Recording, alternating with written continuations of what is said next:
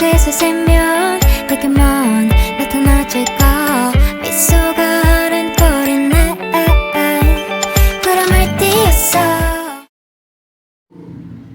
Assalamualaikum warahmatullahi wabarakatuh. Nama saya Devi Alfiana Fatni. Di dalam video ini saya akan melaporkan buku yang telah saya rangkum yang berjudul Standard for the Assessment of Reading and Writing yang ditulis oleh Peter Johnson dan kawan-kawan dengan jumlah bab 4 bab dan 61 halaman.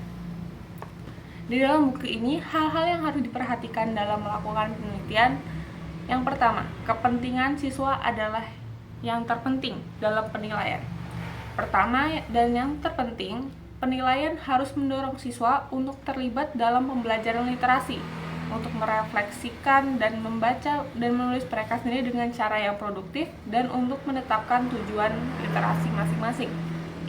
Yang kedua, penilaian harus memberikan informasi yang berguna untuk menginformasikan dan memungkinkan refleksi. Informasi harus spesifik dan tepat waktu. Dan yang ketiga, penilaian harus menghasilkan informasi yang berkualitas tinggi. Kualitas informasi dicurigai ketika tugas terlalu sulit maupun terlalu mudah, ketika siswa tidak memahami tugas atau tidak dapat mengikuti arahan, atau ketika mereka terlalu cemas untuk melakukan apa yang terbaik. Dan yang kedua adalah guru adalah agen penilaian yang paling penting. Guru merancang, menugaskan, mengamati, berkolaborasi, dan menafsirkan pekerjaan siswa di ruang kelas mereka. Karena itu, guru adalah agen utama.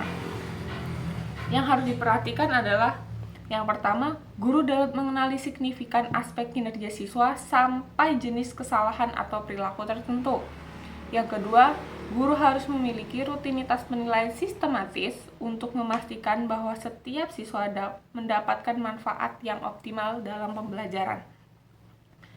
Yang ketiga, kualitas pengajaran, peningkatan keahlian, penilaian guru memerlukan pengembangan profesional yang berkelanjutan, pembinaan, dan akses ke komunitas pembelajaran profesional.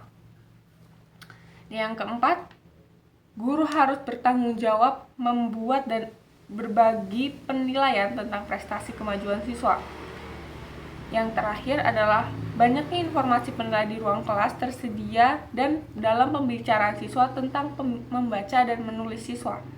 Ketika siswa melakukan percakapan tentang sebuah buku misalnya, seorang guru harus mendengar proses pemahaman mereka. Dan yang ketiga, tujuan utama penilaian adalah untuk meningkatkan proses belajar mengajar. Penilaian yang digunakan dalam pengaturan pendidikan untuk berbagai tujuan seperti melacak pembelajaran, mendiagnosis kesulitan membaca dan menulis, menentukan kelayakan untuk program, mengevaluasi program, mengawasi pengajaran, dan melaporkan kepada orang lain. Hal yang harus diperhatikan selanjutnya adalah penilaian harus mencerminkan dan memungkinkan penyelidikan kritis dalam kurikulum pengajaran. Agen penilaian memungkinkan inquiry produktif ke dalam kurikulum dan pengajaran. Itu harus mencerminkan kompleksitas kurikulum itu serta praktik pembelajaran di sekolah. Dua masalah utama yang menimpa upaya dalam menyelidiki kurikulum, pengajaran, dan penilaian. Yang pertama adalah standar membaca dan menulis yang memandu kurikulum di banyak kabupaten sering memecah keaksaraan daripada mempresentasikan kompleksitasnya. Masalah yang kedua, kekuatan penilaian untuk membentuk instruksi, tekanan yang terkait dengan tes berisiko tinggi serta beberapa bentuk pemantauan kemajuan telah memusatkan perhatian pada penerapan proses kurikulum tertentu. Singkatnya, tanpa penyelidikan kritis tentang hubungan antar penilaian khusus dan kurikulum, sulit untuk mengetahui apakah penilaian memberi representasi penuh keaksaraan atau bahkan mewakili ukuran valid dari standar yang dimaksudkan untuk disajikan.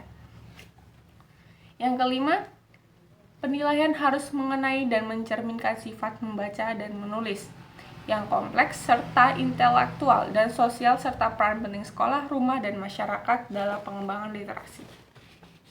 Apapun medianya, literasi adalah sosial dan melibatkan negosiasi antara penulis dan pembaca seputar makna, tujuan, dan konteks. Di sekolah, instruksi penilaian harus dilihat sebagai proses yang sangat interaktif. Yang keenam adalah penilaian harus adil dan merata.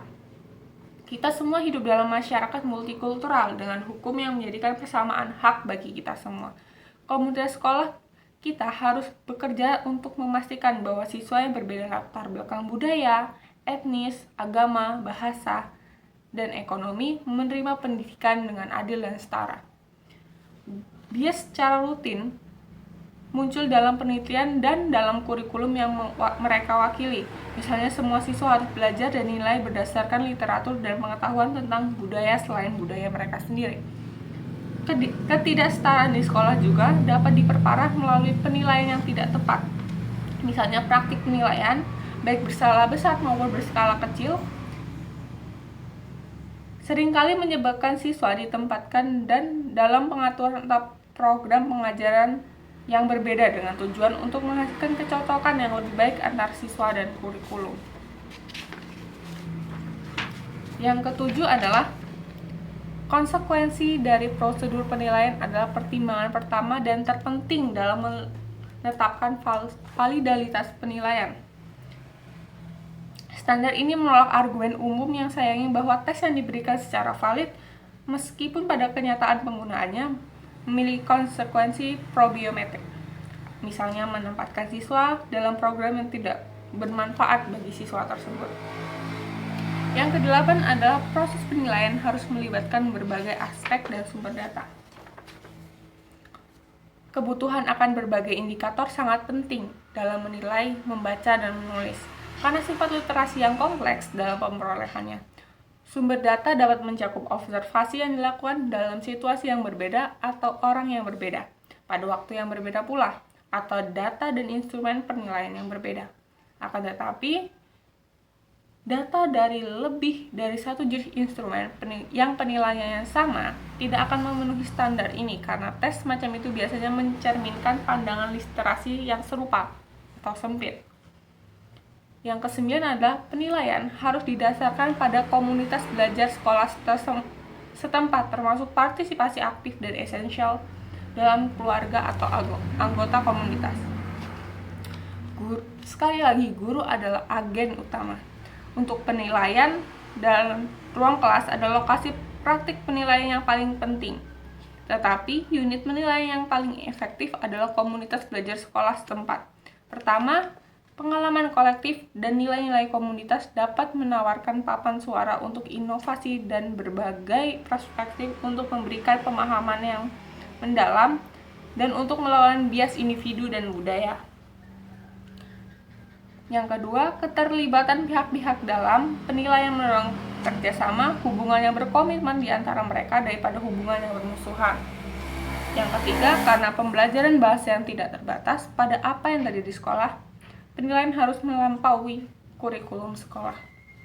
Dan yang ke-10 adalah semua pemangku kepentingan dalam komunitas pendidikan, siswa, keluarga, guru, administrator, pembuat kebijakan, dan publik harus memiliki suara yang sama dalam pengembangan interpretasi dan pelaporan informasi penilaian. Dan yang ke-11 adalah keluarga harus dilibatkan sebagai peserta aktif dan penting dalam proses penilaian. Yang pertama, keluarga harus menjadi peserta aktif dalam proses penilaian dan semua aspek tata kelola lainnya dalam komunitas sekolah mereka. Keluarga memiliki pengetahuan berharga tentang pengembangan anak-anak mereka dan situasi yang dapat berkontribusi dalam penilaian. Berbagi pengetahuan ini harus menjadi poin penting dan didorong oleh seluruh komunitas sekolah. Dan yang terakhir, keluarga harus mencari cara untuk menjadi lebih berpengetahuan tentang perkembangan anak-anak mereka. Dan yang kedua adalah studi kasus. Studi kasus pemantauan pendidikan nasional. Fungsi penting assessment adalah untuk memantau perubahan nasional dalam pendidikan kaum muda sehingga berbagai pemangku kepentingan termasuk pendidik dan masyarakat serta perwakilannya dan dapat mengambil tindakan yang diperlukan untuk meningkatkan mutu pendidikan. Kasus yang pertama adalah penilaian nasional Amerika Serikat tentang kemajuan pendidikan.